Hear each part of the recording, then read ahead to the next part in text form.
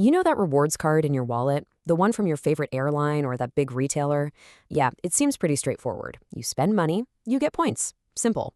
But behind that little piece of plastic is a massive, high-stakes game being played by giant corporations. And sometimes these deals go spectacularly, epically wrong. Take this number, $10 million. That is how much Wells Fargo is reportedly losing, not over a year, every single month. And that's just on one of their credit card partnerships. Right? How is that even possible? That's the question, isn't it? And it gets us right to the heart of the hidden drama and the wild power dynamics of co-branded credit cards. So let's break it down. But before we get into all the juicy failures, we gotta understand how these things are supposed to work in the first place. Because on paper, these partnerships are set up to be a perfect win for everybody. So what exactly is a co-branded partnership? At its core, it's pretty simple. You take a bank, think Chase, Amex, whoever, and they team up with a brand you already know and probably love, like an airline or a big store. Together, they create a credit card designed to reward you for your loyalty. And for any of these deals to happen, you need three key players at the table. First, you've got the brand. They're the ones bringing their huge, loyal customer base. Second, there's the bank.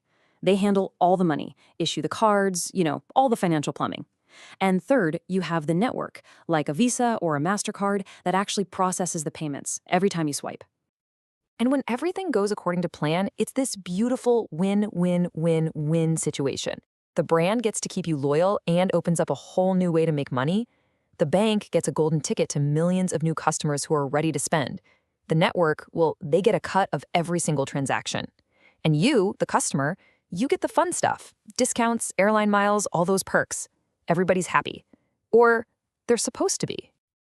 Okay, now for the good part. Let's look at what happens when these multi-billion-dollar handshakes turn into absolute train wrecks. And we're going to start with that $10 million a month disaster. First up, we've got a classic David versus Goliath story. Wells Fargo, a massive old-school bank, partners up with a hot fintech startup called Built. And Built had this killer idea, something nobody had really cracked before. Let people earn credit card points on their single biggest expense every month, their rent. I mean, that was their pitch. It's an incredible offer, right? Because paying rent with a credit card is usually impossible or comes with huge fees. Built and Wells Fargo promised they had the magic solution. So what went wrong? Well, to make this whole thing work, Wells Fargo agreed to just eat the high transaction fees themselves.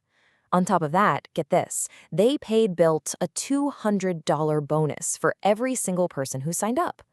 Turns out their models for how people would actually use the card were way, way off, leading to those insane monthly losses. Next up, a true battle of the titans. You have Apple, maybe the most powerful brand on the planet, deciding it wants a credit card. So it partners with Goldman Sachs, a Wall Street legend that was desperate to get into consumer banking. What could possibly go wrong? Honestly, Apple's own marketing slogan tells you everything you need to know about who was calling the shots here. Apple made the rules, and Goldman, starstruck by the idea of landing Apple as a partner, agreed to some very unbank-like terms. For starters, no late fees. For a bank, that's a huge, standard source of revenue just thrown out the window. Apple also demanded really high approval rates, which meant Goldman had to lend money to riskier customers. The result? Goldman's consumer division lost billions with a B of dollars.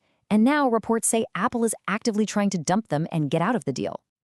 And our final case study, the world's biggest retailer, Walmart, and a huge card issuer, Capital One. Their deal was supposed to run for years and years, but instead it ended in a very public, very messy breakup. It all kicked off when Walmart actually sued Capital One, saying the bank wasn't doing its job right. But it sounds like the real issue was that Walmart wanted a bigger slice of the pie and tried to renegotiate the money side of things. Capital One basically said no way, and the whole thing just imploded, ending years ahead of schedule. So after hearing all that, you've got to be thinking, why on earth would a bank ever sign up for one of these deals? They seem incredibly risky. And the answer to that question shows you who really holds all the power. It really all comes down to a giant gamble. The risks are obviously huge. You could lose billions, get stuck in a terrible contract, and wreck your reputation. But the reward? Oh, the reward is the holy grail for any bank. Instant, direct access to millions of loyal customers who are primed and ready to spend. And this just shows you how much power the brands have. In a typical deal, the brand partner, the airline, the retailer, takes home the lion's share of the money. We're talking 2/3, sometimes even 3/4 of all the revenue generated. The brand gets paid and the bank gets whatever's left over. And to really put that in perspective, look at this number. $7 billion. That's how much money Delta Airlines made from its American Express partnership in 2023 alone. Just 1 year. It is an absolutely mind-boggling amount of money. And for companies like airlines, this isn't just some nice bonus money. These loyalty programs are so insanely profitable, they can literally be the difference between staying in business and going bankrupt. And that gives them tremendous leverage when they sit down to negotiate with the banks. So despite all the public blowups and all the risks we've just talked about, these deals are not going anywhere. In fact, the competition to land the next big brand is only getting more fierce. Just look at how dominant these cards have become. Today, they make up a whopping 62% of all the cards held by the biggest issuers in the US. That means more than 6 out of every 10 cards from a major bank is tied to a brand like an airline or a hotel. And that trend is only accelerating. Experts are predicting that this part of the market is going to grow even faster than the rest of the credit card industry, as more brands want in on the action and banks keep fighting for those customers. So next time you're at the checkout and you pull out that card to get your points or your miles, just take a second. Yeah, you're getting a small perk. But now that you know about the billions of dollars changing hands and these incredibly lopsided deals, you have to ask yourself, who is that card in your wallet really rewarding?